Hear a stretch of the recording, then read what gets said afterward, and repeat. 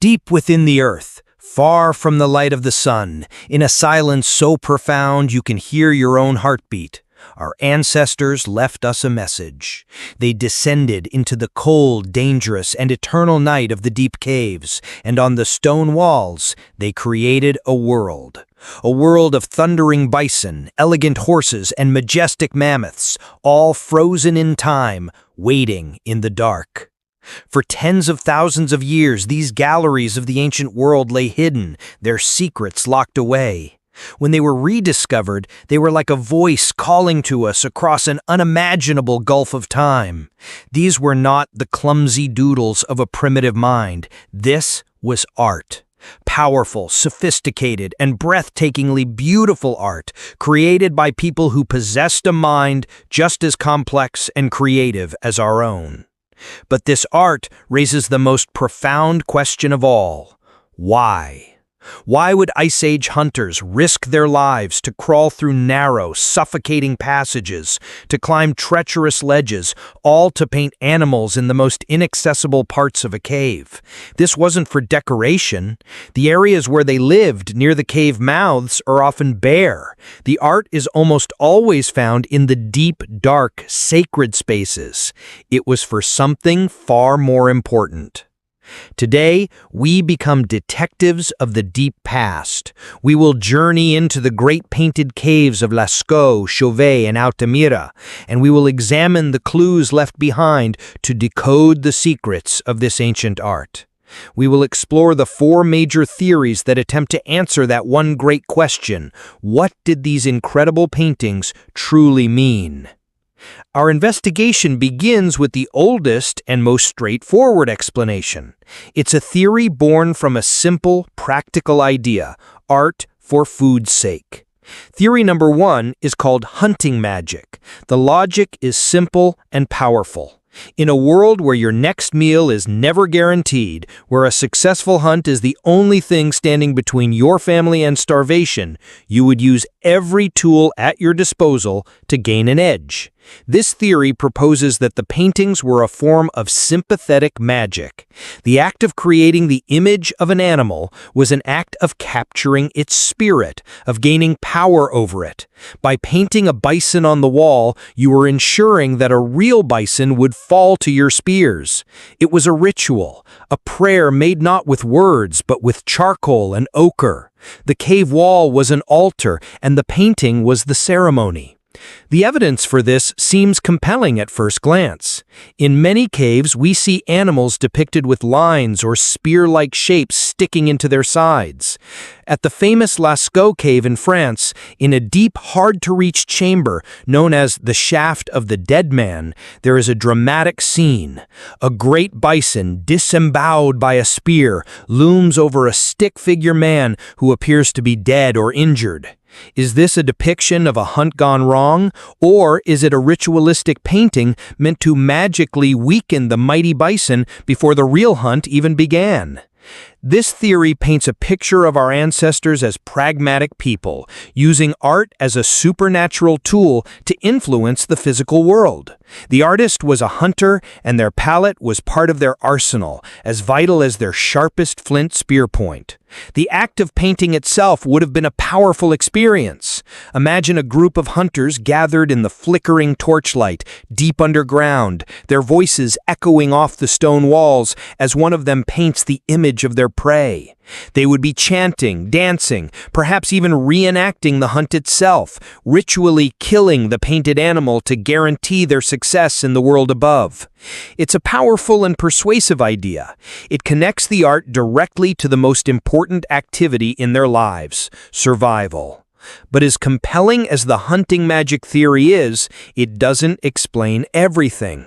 In fact, the more we study the caves, the more holes appear in this simple explanation. For instance, analysis of the animal bones found in the caves shows that the animals they painted most often were not always the animals they ate most often. At Lascaux, they painted hundreds of horses, but the main animal they were hunting and eating was reindeer.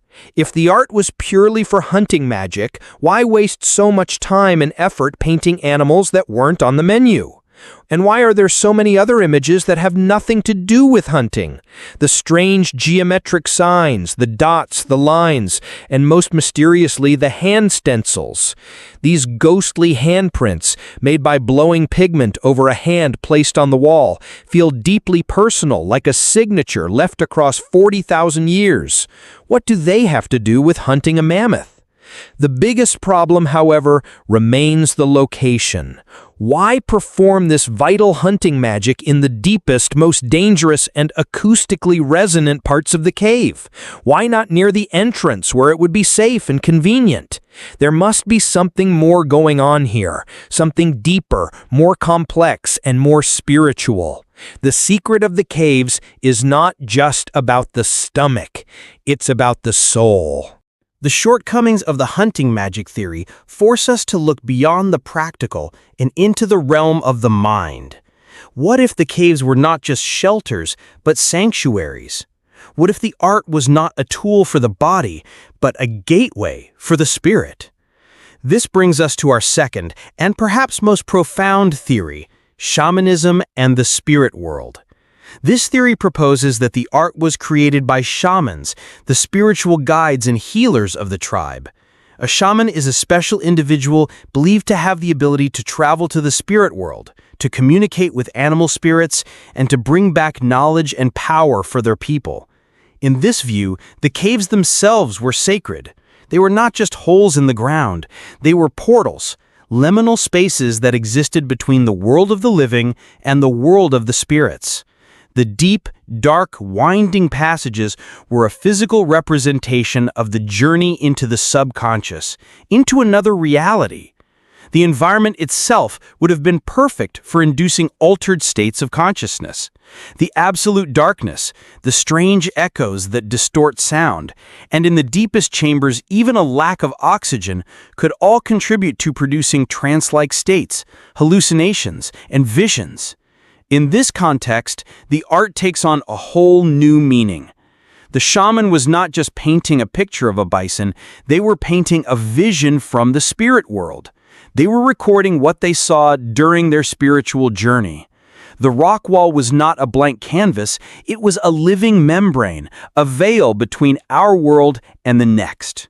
The artists were masters at using the natural bumps, cracks, and contours of the rock to give their animals a three-dimensional quality. A bulge in the rock becomes the powerful shoulder of a bison. A crack becomes the line of its back. It's as if they believed the animal spirits already resided within the stone, and their job as shamans was not to create an image, but to help that spirit emerge, to make it visible to the physical world. This theory brilliantly explains some of the strangest features of cave art. Consider the many bizarre hybrid figures we find, often called therianthropes.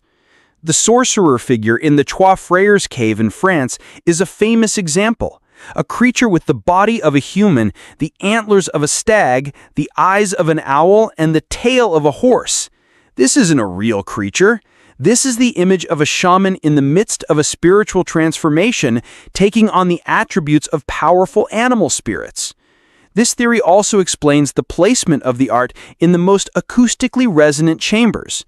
These were likely places of ritual, where chanting, drumming, and music would echo and amplify, helping to induce the shaman's trance. The art was the centerpiece of a multi-sensory religious experience. It was not meant to be passively viewed like art in a modern gallery. It was meant to be experienced in the flickering torchlight, with the sound of chanting filling the air, a direct and terrifying connection to the spirit world. But what if the explanation is less about otherworldly visions and more about the human world? What if the primary purpose of the art was social? This brings us to theory number 3, storytelling and education. This theory suggests that the great painted caves were the first classrooms, the first cinemas, the first history books. Imagine an elder of the tribe leading a group of young, inexperienced hunters into the deep cave. The torchlight flickers and the walls come alive with the images of the great beasts they will one day have to face. Here, in the safety of the cave, the elder can point to a painting of a mammoth and teach the youths its anatomy, its behavior, its weak spots. He can use a painting of a charging bison to explain the dangers of the hunt.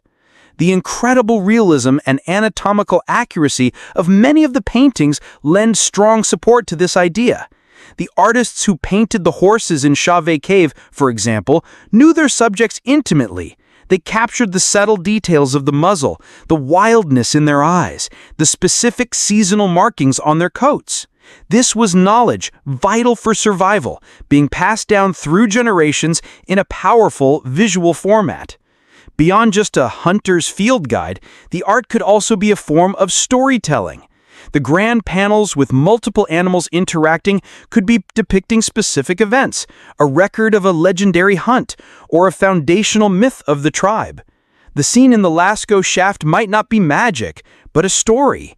The tragic tale of a great hunter who was killed while bringing down a mighty bison. A story told and retold to honor his memory and to teach the next generation about courage and sacrifice. In a pre-literate society, this visual language was everything. It was their library, their school, and their memorial all rolled into one. This theory provides a powerful social reason for the art's existence.